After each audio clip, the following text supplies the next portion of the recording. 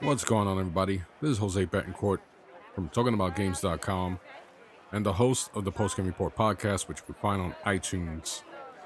And if you haven't done so, please subscribe to my video channel. And if you like this video, leave a thumbs up. So, I just completed my last day of New York Comic Con 2015.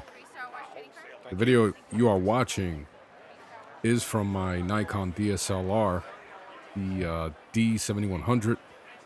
I use a 50mm lens with a 1.8 aperture. It's actually a prime lens, so there's no zoom. The old saying is zoom with your feet. So here I set as a focal point, and I just let the people walk in and out of that focal point. Hopefully you liked the video. This was my first real weekend where I tested out the Nikon D7100 via images, even though I take images all the time, and especially video. So I did a video with Hip Hop Gamer, Tony Polanco, Jake, who is known as Venomous Fat Man, and a few others, my boy Fred. And people were pretty impressed with the video quality, even though I was holding that via hand. It was handheld, and at times you could see the camera vibrating. I mean, not vibrating, but shaking. That was because I'm getting over a cold. You can probably tell by my voice. And the DSLR camera is pretty big because I have a battery extender. So I have an extra battery grip. I believe that's the official name they call it. So it's a battery grip, and it has an extra battery inside this grip. So it adds some weight. And the way I was holding the camera, trying to catch everyone into focus, it was a challenge, but it was fun. And I bought me a boom mic, and I was really surprised at the quality of the sound from that boom mic. I actually had the Rode boom mic. I took that back. It was $99, and I went and bought I went ahead, and purchased a $25 boom mic, and that was pretty good for something that is $25. It was pretty good. So I'm overall very happy with the D7100 and its video quality, the capabilities. Of course, lens, lighting, and focus has a lot to do with the video quality. And the boom mic that I purchased, it's actually imported or something like that, so I can't read the name because it's in Chinese, I believe. But nonetheless, the sound quality is leaps and bounds better than what you would get with the onboard microphone. So, back to New York Comic Con. As you're watching in this video, and I left the sound of the people talking, and I didn't want to distort it with any music or anything. It's bad enough you got to listen to my voice. But New York Comic Con, held at the Jacob Javits Center. Let me tell you something. As a resident of New York City, whenever a New York Comic Con is around, New York becomes... Now, granted, New York has always been at the forefront of music, overall entertainment. But when it comes to video games, hip-hop, film, New York is always in the forefront. As a matter of fact, for those that don't know, hip-hop and the video game culture are enormous in New York City. So when Comic-Con is around town, New York, that geek culture just surfaces, and it's normal.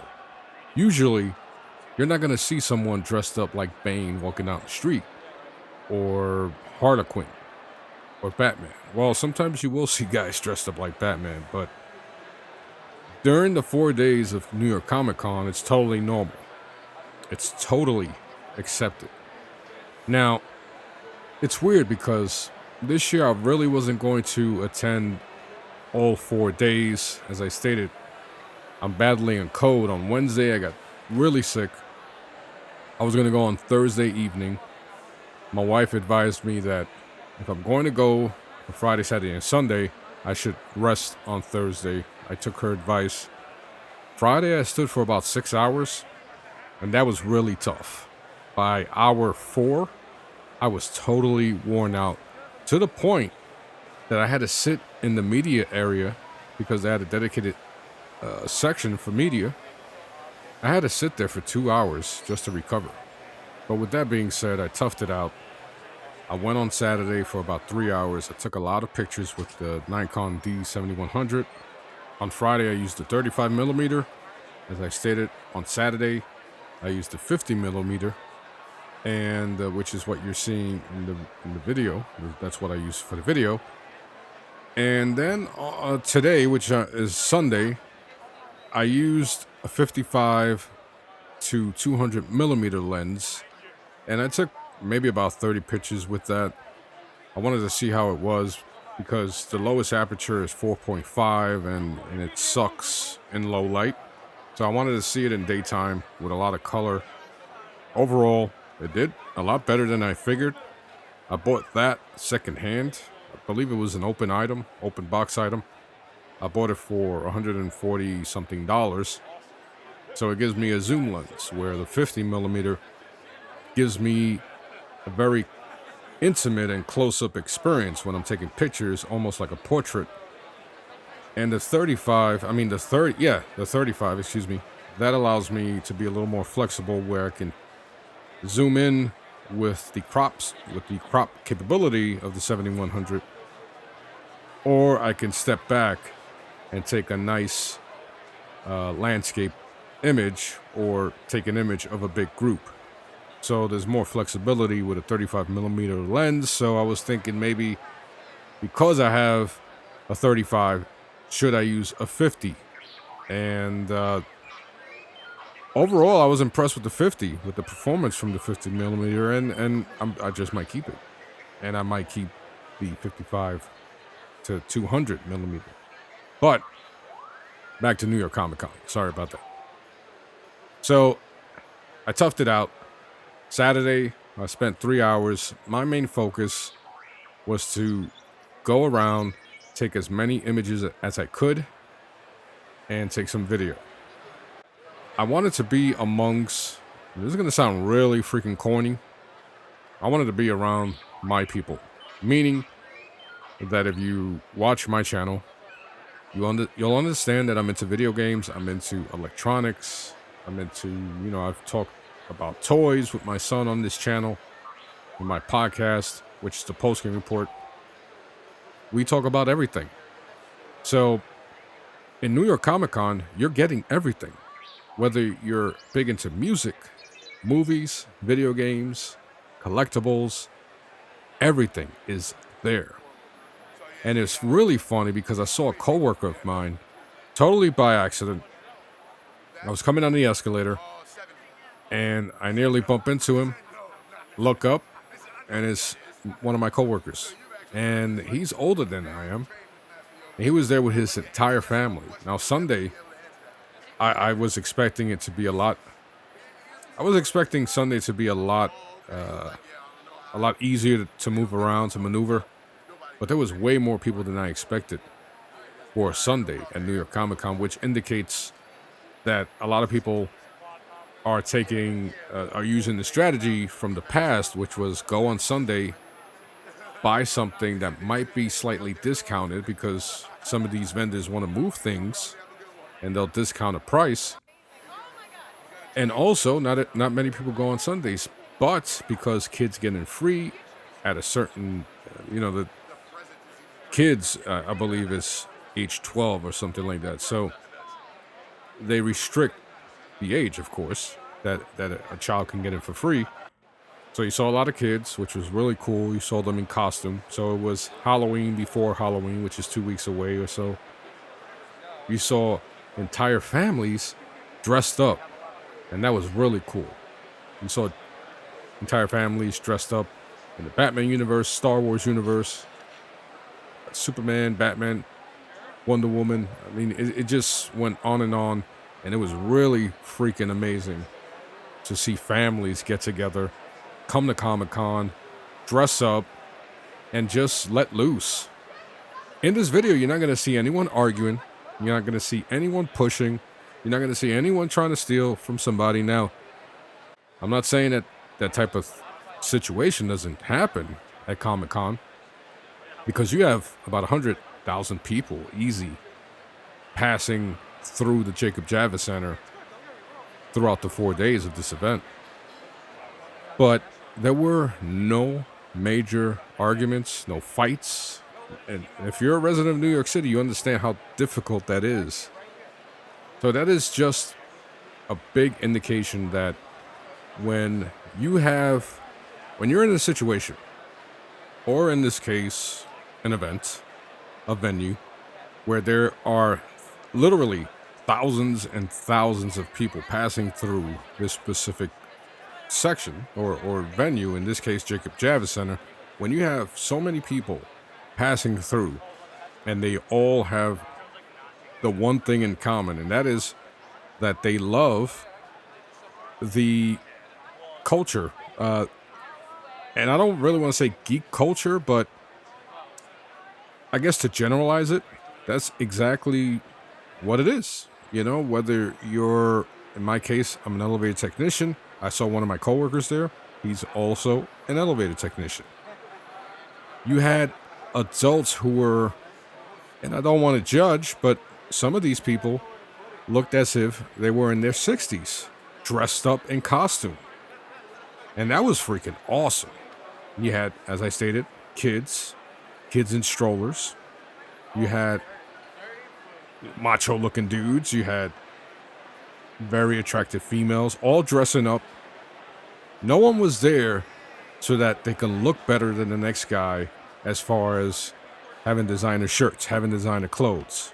Everyone was there because either they're into Pokemon.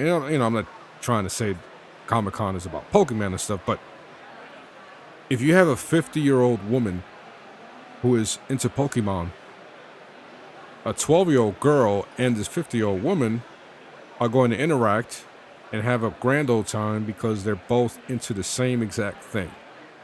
And I saw so many people get together who totally didn't know each other, but because they were dressed within the same universe. For example, I saw one guy dressed like Batman. This dude was holding a dummy that was dressed like Superman. So he's dragging this dummy through the ground, just walking around. He's dragging his dummy. And of course, you know, Batman versus Superman is coming out.